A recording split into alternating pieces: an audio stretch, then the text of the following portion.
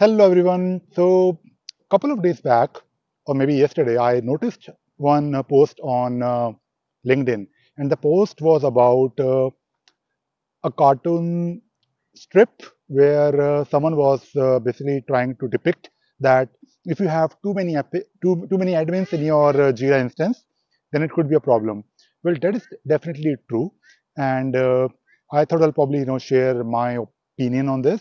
It is not really about having too many admins because, to be honest, there is no like fixed number or a specific number of admins that you can have. Of course, it is true that in Jira you don't really or you shouldn't really have like a lot of admins.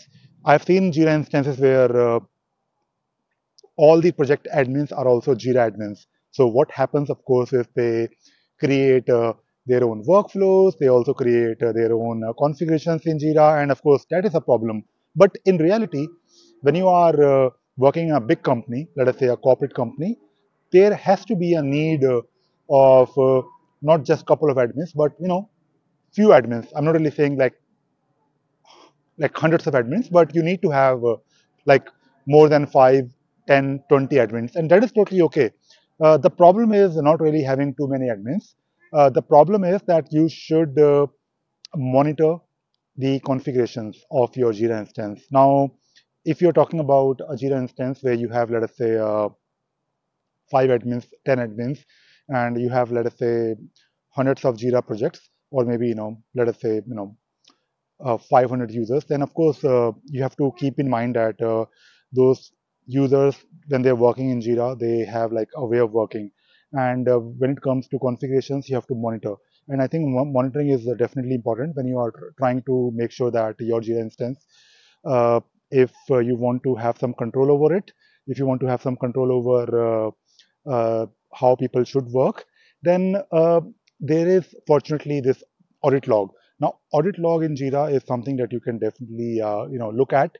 Now, when you go to your Jira system admin, there is a page or a section within admin panel where you can uh, look at the changes or all the recent configurations that people are trying to modify. So let us say if someone is modifying a workflow, or if someone has modified some scheme in Jira, then in the audit log, it will be listed very clearly. And that is great. But the problem with audit log is that you have to go to your Jira admin section, and then of course you have to click on it, and of course you have to monitor it. What you can do, looking at this audit log using REST API. Now, of course, I have, I think, hundreds of videos or maybe a lot of videos on just Jira REST API. And fortunately, on Jira Cloud, there is a way to look at this log and access it using REST API. And that is wonderful because imagine you are looking at your Jira instance, all the changes, but you're monitoring those changes somewhere outside Jira. And uh, when you look at the JSON response that you get from this audit log, you can actually, of course, look at the project and the actual configuration that is being changed. So you can, of course, set up your own monitoring tools or some kind of setup where you can maybe pinpoint to a specific configuration or a project. And if you think that this configuration should not be changed, or this configuration should basically go through some change control, whatever like meeting or change control process, then you can of course take some action. So having this capability now in Jira, especially on Jira Cloud, where you can access the audit log programmatically, is amazing. And when it comes to Jira REST API, of course, you can not only look at the audit log, you can also do a lot of other wonderful things. The way I do things in Jira using REST API, I normally have some tools that are set up for my clients where I tell them that, okay, look at this endpoint, and I tell them, of course, how to authenticate and what information you should basically target. For example, if you know that for uh, I'll give you one very good example. Let us say there is a project in Jira where you're taking care of all the requirements. Now, requirements are very important because in some organizations, requirements will eventually lead to an epic. basically the work that people will be doing. And when it comes to requirements in Jira, you may want to monitor uh, or you may want to look at the definition of the process. For example, if you are talking about a requirement process in Jira, there has to be an approval. There has to be a stage where someone has to maybe approve a requirement, and maybe you want to freeze a requirement. And when it comes to such critical processes that you want to track in Jira, you want all the changes that are happening to that particular project to, of course, be controlled. And when you have a big team or like a team of support engineers who are trying to do something in Jira, because when you have in your Jira instance, let us say uh, 50 workflows. I'm just giving you an example. And when people who are working on the support, they receive some tickets from customers.